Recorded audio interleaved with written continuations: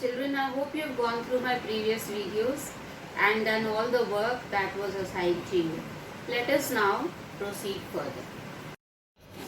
Children, today we are going to start a new chapter, General Principles and Process of Isolation of Elements. Now, metal occurs in nature both in free and in combined forms. The compounds of metals which are naturally available in Earth's crust, they can be obtained by mining are called minerals, but the minerals from which a metal can be extracted economically and conveniently is called as ore. So all ores are minerals, but all minerals are not ores. Now, occurrence of metals.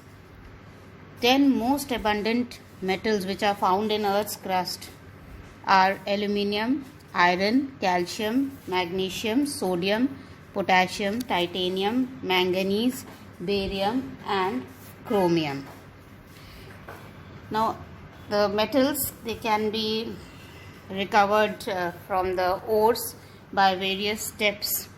The first of that is concentration of ores. Ores are concentrated by various physical and chemical methods to remove the impurities from the metals. This is also called as dressing or benefaction of ore. So, the various methods used for concentration of ores is, first is hydraulic washing method. Now, this technique, it uses the density difference between ores and the impurities, and it is known as gravity separation or leviation. It is basically used for oxide ores. For example, Fe2O3, FeCr2O4, they are concentrated by this method to remove silica impurities. Now, in this process, the crushed ore is washed by a current of water on a sloping table which is fitted with a series of corrugated boards. This table is known as Wilfley table. Now, this table is continuously vibrating, so the lighter particles, they move downwards and the heavy particles are left behind as barriers.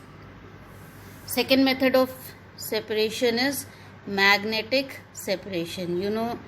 Magnetic separation means to separate magnetic ore from non-magnetic impurity or magnetic impurity from non-magnetic ore. For example, iron ore is separated from non-magnetic impurities by this method. So, this is the setup.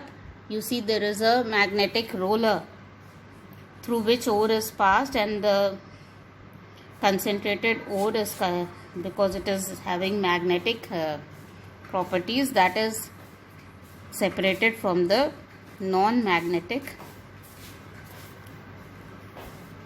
impurities, or it can be the other way around also. Magnetic impurities can be separated from non-magnetic ore. Next method of separation, it is called as concentration of ores. Next method, it is known as froth flotation method. This is generally used for sulfide ores. Now, in this process, ore is first grounded to fine powder and mixed with water. This forms a slurry. Now, slurry is made hydrophobic by adding pine oil or eucalyptus oil, which forms a stable froth. Froth, jhag.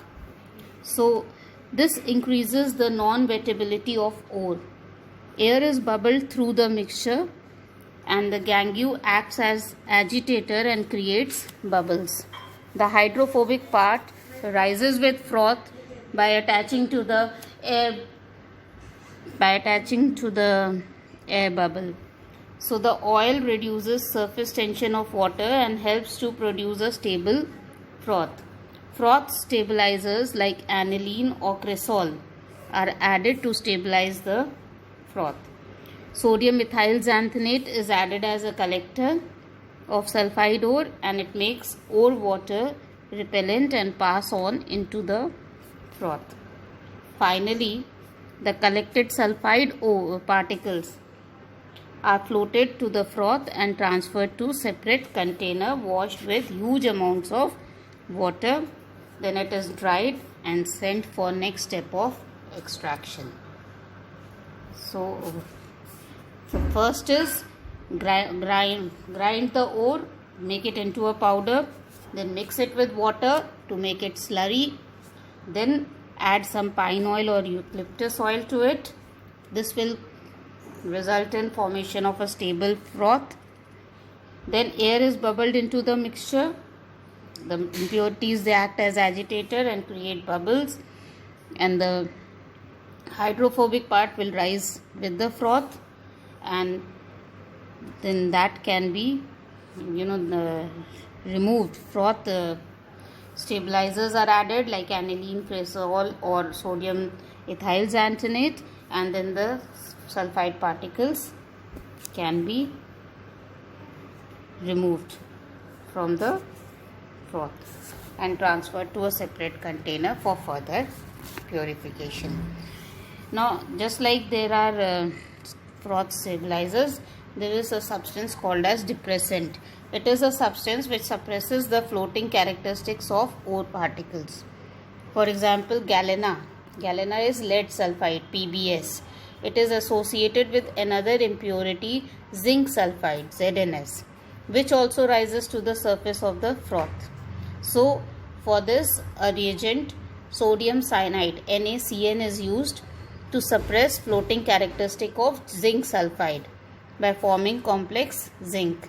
So this zinc complex forms a layer and prevents it from coming into the froth.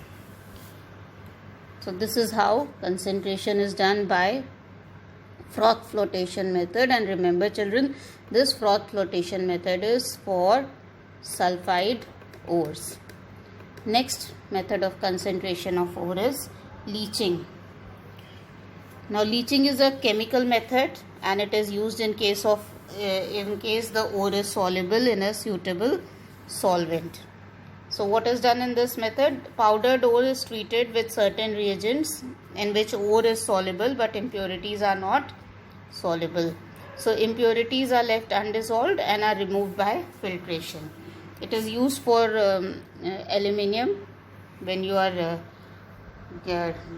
extracting alumina from bauxite, but aluminium this year has been removed from your syllabus, so I will not be telling you about the equations involved. We will take the example for silver and gold ore. Silver is in your syllabus.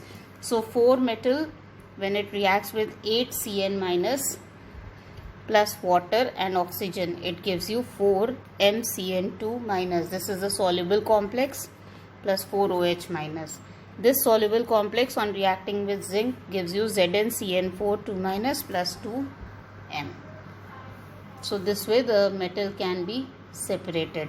The simple thing which you have to remember about leaching is that it is a chemical process in which ore is soluble in a suitable solvent and impurities are not soluble. Then the ore is dissolved in that solvent and removed. The metal is removed. Okay. So after the concentration of ore has been done, concentration means removing the impurities and making it more percentage of metal now can be formed in that ore. So extraction of crude metal is done from concentrated ore. This is the second step of metallurgy. The process involved in obtaining metal from the concentrated ore is called as extraction, and there are 2 steps involved. First is conversion to oxide, and the second is conversion to of oxide to metal. So first you will convert the ore into oxide, and then you will convert this metal oxide to metal. So conversion to oxide is done by 2 methods. First is calcination. In this process, concentrated ore is heated to a high temperature below its fusion temperature in absence of air or limited supply of air. Okay, remember the main factor here is absence of air or limited supply of air. So ZnCO3 gives you ZnO plus CO2. AlOH thrice gives you Al2O3 plus 3H2O. Volatile impurities like sulfur, arsenic are converted into vapors. Second method is, this was in absence of air. Second method is roasting. Roasting is process in which concentrated ore is heated to high temperature just below its fusion temperature in presence of excess of air. So here you are doing it in presence of air. See, in presence of oxygen. Example is 2ZnS plus 3O2. It gives you 2ZnO plus 2SO2. 2Cu2S plus 3O2 gives you 2Cu2O plus 2SO2. Okay. So in this way you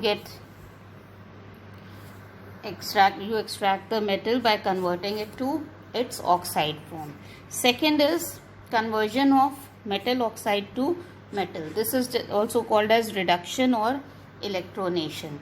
The process of extraction of metal by reduction to its oxide with suitable reducing agent is called thermal reduction or pyrometallurgy. So the choice of reducing agent and optimum temperature for reduction is based upon thermodynamics principle, but this year again thermodynamic principle of metallurgy has been removed from your syllabus. Okay. So process of extraction of metal by heating the metal oxide with carbon is called smelting. For example, Fe2O3 plus 3CO, this will give you 2Fe plus 3CO2. ZnO plus C will give you Zn plus CO. SnO2 plus 2C gives you Sn plus 2CO. Okay, so these are all smelting processes. Reduction can also be carried out by using metal. See here, Cr2O3, when it is treated with 2Al, it gives you Al2O3 and you get 2Cr. So one metal is substituting the other metal and we get the metal which we desire. So this is how conversion of metal oxide is done to metals. You can do it by reduction, you can do it by treating with carbon, you can do it by treating it with metal. Then there is a term which is called as flux. Flux is a substance that chemically binds with impurity present in calcinated or roasted ore to form a fusible material which is called slag. So being lighter than metal, it floats over and it is removed from the upper exit. Flux can be acidic or basic. Choice of flux depends upon the nature of impurities present in the ore. For example, FeO plus SiO2 gives you FeSiO3. Now in this, because FeO is basic, so SiO2 acidic flux is used and you get slag, FeSiO3. Similarly, SiO2, it is acidic impurity. To remove this, we take a basic flux, CaO, calcium oxide, and you get slag in the form of CaSiO3. Okay, so these are the ways in which metal is extracted, and after the metal has been extracted, we do refining of metal. So there are various methods for refining of crude metal are. First is distillation. It utilizes boiling point difference between metal and impurity. Okay, so in that, but at different temperatures you get different metals. Next is liquation. This method is applicable for metals such as tin, lead, bismuth, which have low melting point as compared to their impurities. And the third method is electrolytic refining. In this method, impure metal is made as anode and strip of same metal in pure form is cathode. So remember, impure is anode and pure is cathode. They are kept in a suitable electrolytic bath containing soluble salt of the metal, and the more basic metal remains in solution and less basic goes to anode mud. For example, if you look at copper refining, so at anode, Cu will give you Cu2 plus 2 electrons, and at cathode, Cu2 plus 2 electrons will form Cu. So here the acidified solution of copper sulfate acts as electrolyte, and impurities from blister copper deposit as anode mud, which contain antimony, selenium, silver, gold, platinum, etc. Right, so impurities can be removed from the anode and you get the pure metal. So this is called as refining. There are other methods of refining: zone refining, vapor phase refining, excuse me, but they have been removed from your syllabus for this year, so we will not be discussing about them. Now we come to the metallurgy of iron. Let us discuss first the important ores of iron. Hematite, Fe2O3, it is also called red oxide of iron. Magnetite, Fe3O4, it is called magnetic oxide of iron. Iron pyrite, FeS2. Limonite, it is Fe2O3.2H2O, it is called hydrated oxide of iron. And siderite is FeCO3. Now iron is extracted as cast iron. Cast iron contains 2.5 to 4.5% carbon, and the extraction is done from the ore hematite, Fe2O3. Now following steps are involved. First, I told you that any metal, if you are extracting a metal from the ore, first thing to be done is concentration of ore. Now concentration is done.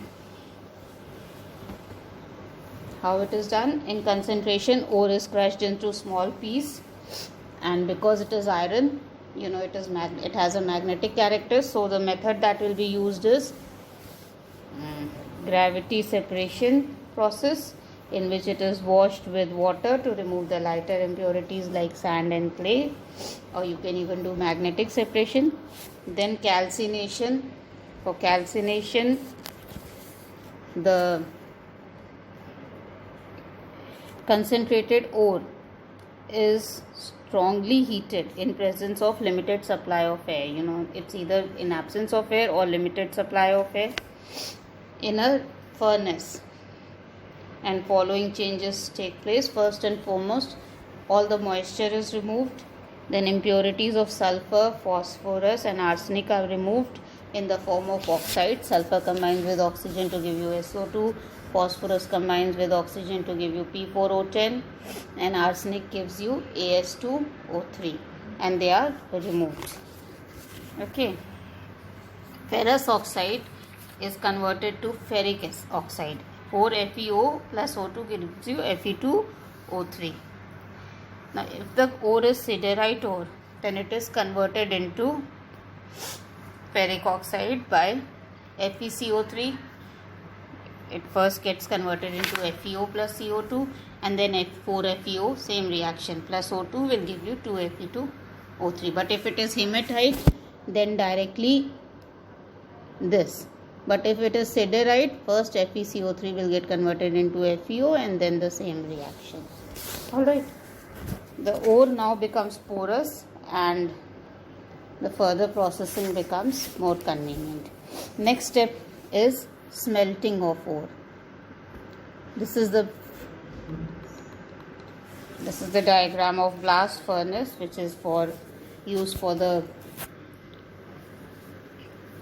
extraction of iron ore.